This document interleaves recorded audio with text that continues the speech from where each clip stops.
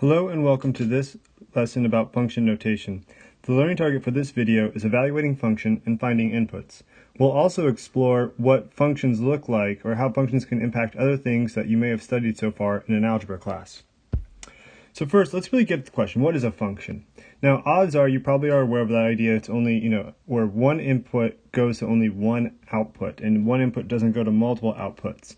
But in terms of evaluating function, what a function is sort of this neat little hybrid of expressions and equations. And so what that means is that we're mixing together the idea of expressions with equal signs, with equations. And that's what it means to be a hybrid of something. You're bringing two things together. And so, for example, let's just say we had the expression x plus 1. Well, earlier in an algebra class or other classes, you may have been told, hey, evaluate this when x equals 2, when x equals 4, when x equals negative 10. Well, that's great and all, but each time you do this, it's sort of unorganized and it's just out there. At the same time, you might want to deal with sort of mapping together some solutions, some inputs, some outputs, and so you might eventually get to the point where you bring in two variables, y equals x plus 1. And then what you can do is kind of see this relationship. Well, if, x is 3, then y has to be 4. And you kind of bring together this relationship between two variables. Well, functions, again, are just a neat little way of expressing all of this. And what we do is we use some fancier notation. We do f parentheses x, which we say, or we call it, f of x. That's how we say it. It's not f times x, it's just f of x. And then we say is equal to x plus 1. So what we do, is effectively what we've done, is we've gotten rid of y and we've replaced it with f of x. And so that's pretty much the big idea there. Now what's great though is that this is great for organizing everything and putting thoughts together. Okay, so the x part right here is considered to be the input. And so this goes back to that idea of evaluating. We want to let x equal different things. Well, we can clearly label like, hey, we took this expression over here and we've put this value in for x. It's very clear. Then we have the whole part right here, which we would call the output. And so in math, we love to use this idea of like sort of a function machine. You put a number in and then it spits out another number because there's a function machine that does something to it. And so functions are great, again, for organizing all of this information.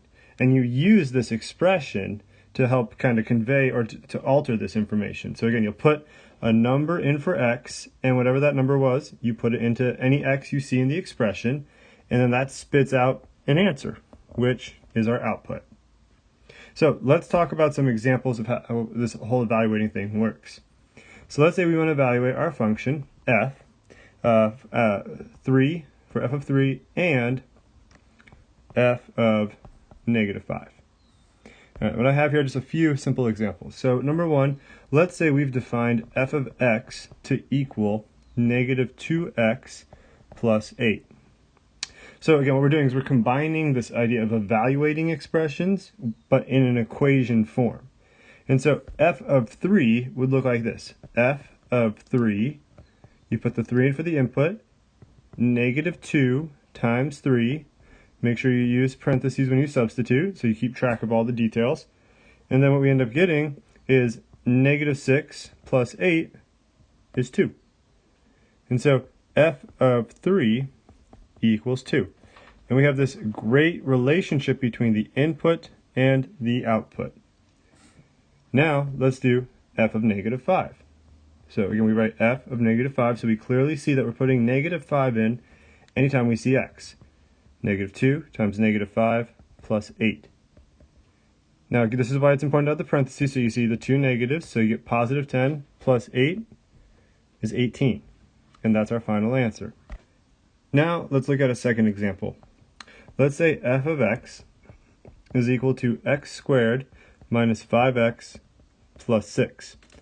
We're going to do the same thing where we evaluate f of negative 3 and f of 5. Oh, not negative 3, f of positive 3 and negative 5.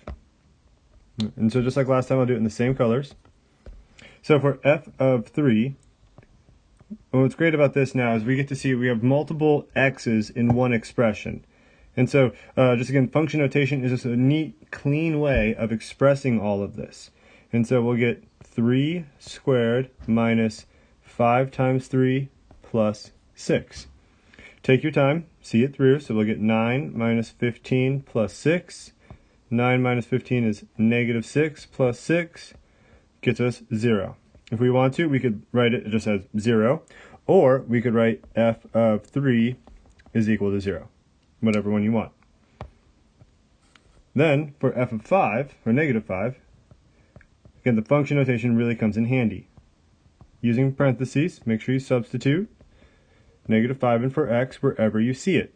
And so that notion, that language of input works beautifully because you're inputting negative 5 in for x. And again, watching your parentheses, we get 25 instead of negative 25, plus again another positive 25, not negative, plus 6. Add those together, 25 plus 25 plus 6, we get 56. And so that's how you evaluate functions. Now let's talk about how to find values. So this is where it's going to be maybe flipped around. And it might be something like, what input,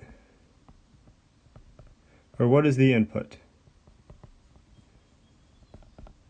that yields f of x equals 10. Now this is something we've probably done by looking at a graph, but now we're doing it algebraically. And so let's just say for the first one, we have f of x is equal to negative x minus 7. Well, if we want to find out what the input has to be to make 10, we swap out 10, or f of x, for 10. And so 10 equals negative x minus 7, and now we're just solving. So add x to both sides, add x, and then I'll subtract 10, x equals negative 17. So that is the input that will give me 10 as the output. If I were to do it with a different function, f of x equals 3x plus 1, same game.